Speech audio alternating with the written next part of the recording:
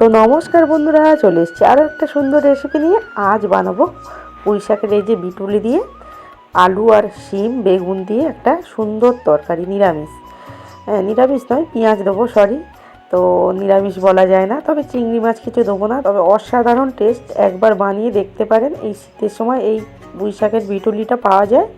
আর একদম ছোট ছোট বিটুলিগুলো দেখছেন, থোকা থোকা বিটুলি ধরেছে আমাদের গাছেরই। আমি কেটে নিয়ে এসেছি। পুঁই শাকটা একদিন রান্না করব, আর এই বিটুলিগুলো আজকের করব, আর আরও দুটো রেখে দেবো, অন্য আরেকদিন করব শুঁটকি মাছ দিয়ে। তো শুঁটকি মাছ দিয়ে যখন বানাবো আপনাদেরকে দেখিয়ে দেবো রেসিপিটা। তো দেখুন এই যে বিটুলিগুলো ছোট ছোট করে কেমন কেটে নিচ্ছি দেখছেন। এইভাবে ছোট ছোট করে কাটতে হয়।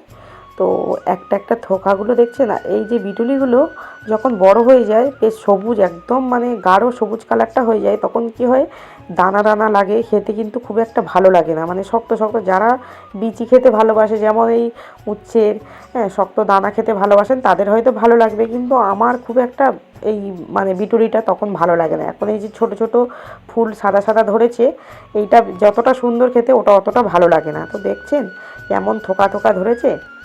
তো বাজারে তো 50 টাকা 60 টাকা করে কেজি, কিন্তু বাড়িতে গাছের সবজি খাওয়ার মজাটাই আলাদা। তো বাড়ি বাগানেতে লাগিয়েছি কিছু।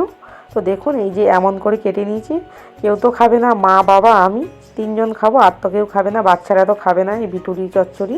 তো এই যে পেকে গেছে, দানাগুলো একদম লাল হয়ে গেছে, উনুনে চলে এসেছে। আর চচ্চড়ি মানে করলেই একটু উনুনে করলে ভালো হয়, জানেন। উনুনেতে মানে যতটা সুন্দরভাবে হয়, কিন্তু গ্যাসেতে অত সুন্দরভাবে হয় না, দেরিও হয়, আর অনেক সময়ও লাগে, আর জলটা ভালো করে শুকনো হয় না। তার জন্য চচ্চড়িটা মানে খেতে অতটা ভালো লাগে না।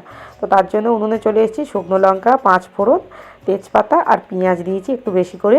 তো দিয়ে দেখুন ভালো করে মশলাটা নেড়ে নিয়ে তার মধ্যে সবজিটা দিয়ে একটু নাড়াচাড়া করে আমি এইবারে ঢাকা দিয়ে দেবো, যাতে সবজিটা একটু ভাজা হয়ে যায়। ঢাকা দেওয়ার পর এবারে সামান্য একটু জল দিয়ে দিয়েছি, দিয়ে চাপা দিয়ে দিলাম।